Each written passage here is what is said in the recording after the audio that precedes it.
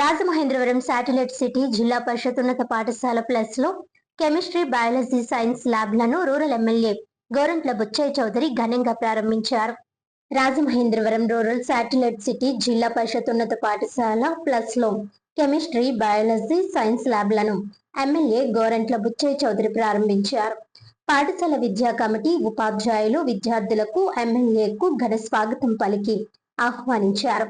ఈ సందర్భంగా ఆయన మాట్లాడుతూ satellite city ZP plus school ను అన్ని విధాలుగా అభివృద్ధి చేస్తున్నామని, సుమారు 50 లక్షలతో సైన్స్ ల్యాబ్లు ప్రారంభించినట్లు తెలిపారు.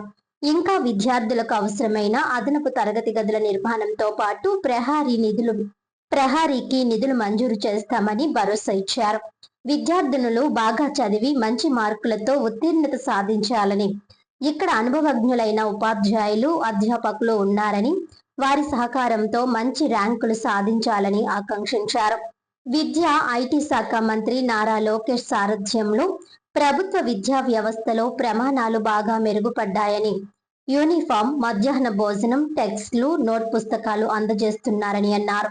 టీడీపీ విద్యా విభాగం రాష్ట్ర ప్రధాన కార్యదర్శి డాక్టర్ రవిరామ్ కిరణ్ గోరంట్ల, టీడీపీ రాష్ట్ర కార్యదర్శి మజ్జి పద్మ, రూరల్ అధ్యక్షుడు మత్సెటి ప్రసాద్, యువ నాయకుడు వాసిరెడ్డి బాబీ, ఎంపీడీఓ సునీల్ ఆర్మ్స్ట్రాంగ్, ఎంఈఓలు తులసీదాస్, చందు, విద్యా committee chairman Geddada Venkatakrishna, vice chairman Durgarao, HM Nunna Prashanthi, DE Veerabhadrarao, గ్రామ కార్యదర్శి కృష్ణ, స్థానిక టీడీపీ నాయకులు దారా అన్నవరం, ఎంఎస్ఆర్ శ్రీను, పెంకి కోటేశ్వరరావు, లాజర్ తదితరులు పాల్గొన్నారు.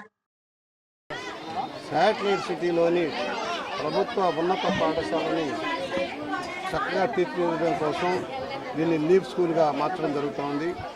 ఆల్రెడీ ఇంటర్మీడియట్ క్లాసులు కూడా ఇక్కడ జరుగుతున్నాయి. దానికి సంబంధించిన ల్యాబ్ ఇవాళ ఒక 50 లక్షల రూపాయలతో ల్యాబ్ కూడా ప్రారంభించుకోవడం జరుగుతోంది. ఇంకా అదనపు తరగతి గదులే కాదు, కాంపౌండ్ వాళ్ళకి కూడా నిర్మాణం చేసి పూర్తి స్థాయిలో శాటిలైట్ సిటీ ప్రాంతంలో ఏబిసిడి బ్లాక్కి అనుకూలంగా హై స్కూల్ కానీ, అదేవిధంగా ల్యాబ్లు కానీ అన్నీ కూడా తీర్చిదిద్దడం జరుగుతుంది. జూనియర్ కాలేజీ కూడా ఇక్కడే ఏర్పాటు అవుతుంది. సైన్స్ సెక్షన్ కూడా కావాలన్నారు. త్వరలోనే సైన్స్ సెక్షన్ కూడా శాంక్షన్ చేసి నగరానికి వెళ్లకుండా ఇక్కడే అందరికీ అందుబాటులో ఉండేలాగా చేయడం జరుగుతోంది. దీన్ని పూర్తి స్థాయిలో అభివృద్ధి చేసే లక్ష్యం. ఎందుకంటే మధ్యతరగతి కింద వారు, రాజమండ్రి నగరం నుంచి వలసలో వచ్చిన వాళ్ళు, వీళ్ళందరికీ కూడా సహాయకారిగా ఉంటుందని భావన. మంచి రిజల్ట్ ఇస్తున్నారు అధ్యాపకులు, మంచి రిజల్ట్ ఇస్తున్నారు, మంచి ఫలితాలు వస్తున్నాయి. 100% రిజల్ట్ రావాలి.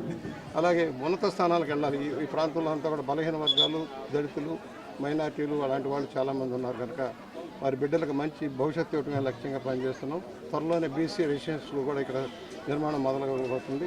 దాన్ని కూడా కంప్లీట్ చేసుకుంటే ఇక్కడ బీసీలకు సంబంధించిన అత్యంత విద్యను అందించేదానికి అవకాశం ఉంటుంది. రెసిడెన్షియల్ స్కూల్ కూడా వస్తుంది కనుక దీన్ని తీర్చిదిద్దడం కోసం కృషి చేస్తున్న వారందరికీ కూడా ధన్యవాదాలు తెలియజేస్తూ, త్వరలో నిధుల సమస్య లేకుండా ఈ ప్రాంతంలో ఉన్న ప్రాథమిక పాఠశాలను కూడా తీర్చిదిద్దుతాం.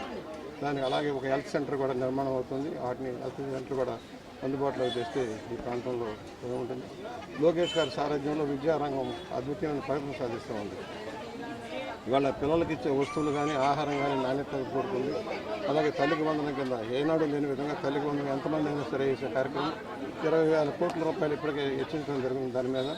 మరి అదే కాకుండా వాళ్ళకి నోట్బుక్స్ కానీ, టెస్టులు కానీ, రికార్డులు కానీ అన్నీ కూడా ఇవ్వడం జరుగుతుంది. బట్టలు కానీ అన్నీ కూడా నాణ్యమైన వస్తువులు ఇచ్చేదానికి ఏర్పాటు చేశారు. ఇవాళ ప్రభుత్వ పాఠశాలకు డిమాండ్ పెరిగింది. ఇప్పటి వరకు ప్రైవేట్ పాఠశాలకు వెళ్ళేవాళ్ళు, మాకు ప్రభుత్వ పాఠశాలలో ఎలాంటి ఖర్చు లేకుండా ఉన్నత విద్యను చదువుకునేందుకు అవకాశాలు వస్తున్నాయి కనుక ఇక్కడే చదివిస్తామనే భావనలో ఈ సంవత్సరం సీట్లు కూడా సరిపోనంత వస్తున్నాయి. అందుకని అధునాతనంగా క్లాస్ రూమ్లు తీర్చిదిద్దడానికి, టాయిలెట్లు కానీ, మంచినీరు కానీ సౌకర్యంగా మెరుగుపరచడానికి కార్యక్రమం నడుస్తుంది. దీనికి తల్లిదండ్రుల కమిటీలు కూడా కృషి చేస్తూ ఉన్నాయి. వారి సారథ్యంలో డోనర్స్ కూడా మేము అడుగుతున్నాం. మీరు ఎక్కడో వృధాగా ఖర్చు పెట్టే దాని బదులు 4 క్లాస్ రూమ్లు కట్టండి, 4 ల్యాబొరేటరీలు ఇవ్వండి, లైబ్రరీలకు డబ్బులు ఇవ్వండి, విద్యకి ఎక్కువ ప్రోత్సాహం అందించమని దాతలను కూడా విజ్ఞప్తి చేస్తున్నాం.